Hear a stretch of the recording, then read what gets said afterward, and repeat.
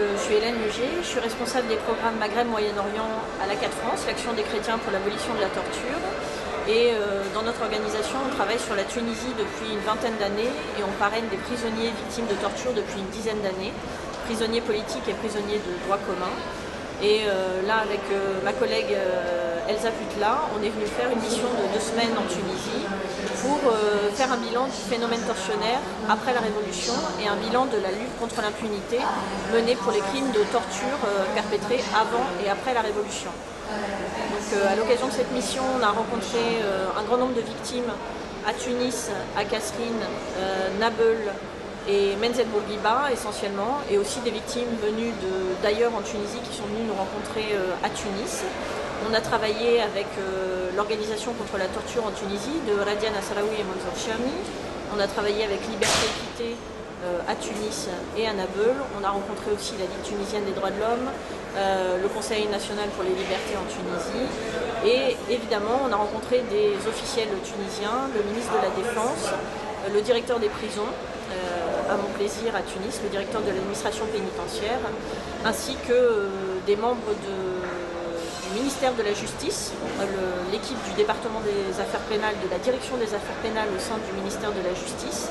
Et on a notamment visité 3 prisons, les prisons de Mornaguia, Nador et Bogeroun. Quelles sont vos impressions, Hélène, après les rencontres avec les officiels tunisiens, avec les responsables tunisiens? Alors, ce qu'il faut savoir, c'est qu'on n'a eu aucune peine à rencontrer le ministre de la Défense, qui était tout à fait disposé à nous parler.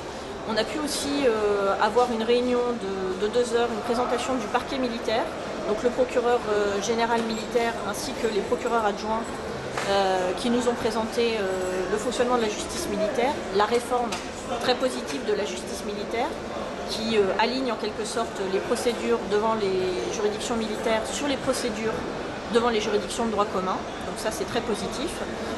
En revanche, pour ce qui est du ministère de l'Intérieur, le contact a été beaucoup plus difficile et finalement inexistant. C'est-à-dire qu'on n'a pas eu le temps de demander les autorisations, d'accomplir les procédures nécessaires pour pouvoir visiter par exemple le centre de Bouchoucha qu'on voulait visiter. Pour le ministère de la Justice, on n'a eu aucun problème pour accéder au département des affaires pénales pour parler d'un sujet particulier qui nous tient à cœur à l'ACAT, qui est le sujet des prisonniers de droit commun qui sont toujours détenus aujourd'hui et qui ont été condamnés pour la plupart avant la Révolution sur la base notamment d'aveux obtenus sous la torture. Et donc aujourd'hui à l'ACAT on milite pour que ces prisonniers de droit commun puissent bénéficier d'un nouveau procès, un procès équitable, puisque évidemment aucun d'entre eux n'a bénéficié d'un procès équitable. Donc voilà en gros comment se sont passées nos rencontres avec les officiels.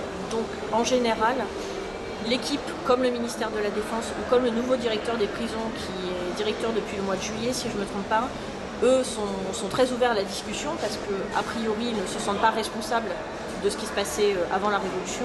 En revanche, le ministère de l'Intérieur, c'était évidemment beaucoup plus difficile. Concernant les mandats d'amener qui n'ont pas été exécutés jusqu'à maintenant, est-ce que vous avez demandé au ministre de la Défense ou au procureur militaire à propos de ça? Alors ils nous ont dit effectivement, je me suis entretenue de ce sujet avec le parquet militaire qui nous a dit qu'ils avaient rencontré quelques difficultés pour obtenir des arrestations.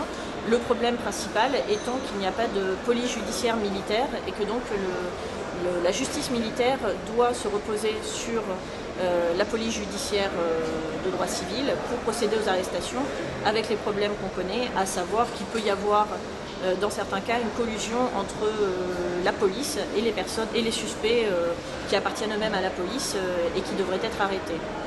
Et est-ce que ce dysfonctionnement éventuel, est-ce qu'il a été admis par les officiels, par le ministre de la Défense? Par le procureur militaire, oui, il a admis que dans certains cas, il y avait eu des difficultés.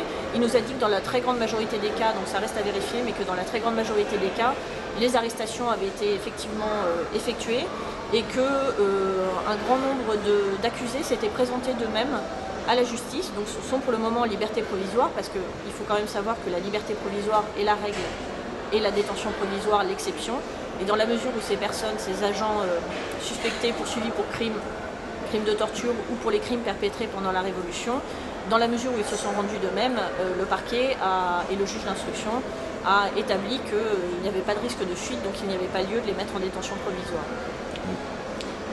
Hélène, est-ce que vous considérez que la torture comme pratique systématique ou comme pratique habituelle dans les prisons ou dans les postes de police a une relation avec l'impunité qui peut éventuellement encourager les officiers et les agents de police à pratiquer la torture? D'après tous les entretiens qu'on a fait, aussi bien avec les défenseurs des droits de l'homme qu'avec les officiels tunisiens, il y a deux facteurs. Il y a évidemment le facteur de l'impunité qui laisse à penser aux agents, aux exécutants, aux policiers dans les commissariats et même aux gardiens de prison qu'ils peuvent faire ce qu'ils veulent sans risquer d'être sanctionnés pour ces actes. Et par ailleurs, le principal problème qui a été mis en exergue par la grande majorité de nos interlocuteurs, c'est un problème de mentalité, c'est-à-dire de mentalité dans la formation, notamment le problème des techniques d'enquête. On apprend aux agents de police à mener des enquêtes en recourant notamment à la pression sur les accusés. Donc on fait pression sur eux pour obtenir des aveux ou des informations, ce qui permet de boucler des enquêtes beaucoup plus rapidement et à moindre frais. Donc il y a toute une formation des policiers, des agents d'application de la loi et aussi du personnel de l'administration pénitentiaire, toute une formation à refaire. Une dernière question, Hélène. Est-ce que vous avez l'impression que le ministère de l'Intérieur a l'intention de faire une rupture avec le passé en s'autocritiquant et en réglant les dossiers sensibles comme la torture et comme l'impunité des bourreaux? Alors ça, je ne saurais pas dire dans la mesure où je ne me suis pas entretenue avec le ministère de l'Intérieur, mais a priori, au vu des maigres poursuites qui ont été menées et surtout de l'absence totale de sanctions disciplinaires à l'encontre de policiers suspectés de crimes de torture, on peut penser qu'il n'y a pas une volonté, pour le moment, une volonté affirmée de purger, entre guillemets, l'appareil policier. Après, il restera au nouveau gouvernement dirigé en grande partie par Ennahda, de prendre la décision soit d'éliminer les principales têtes, c'est-à-dire les commanditaires d'actes de torture et autres exactions, exécutions extrajudiciaires, etc., ou alors de faire une sorte de nettoyage beaucoup plus radical en poursuivant aussi les exécutants, c'est-à-dire les agents de police qui officient dans les postes de police un peu partout dans le pays et aussi les agents de la garde nationale. Merci infiniment.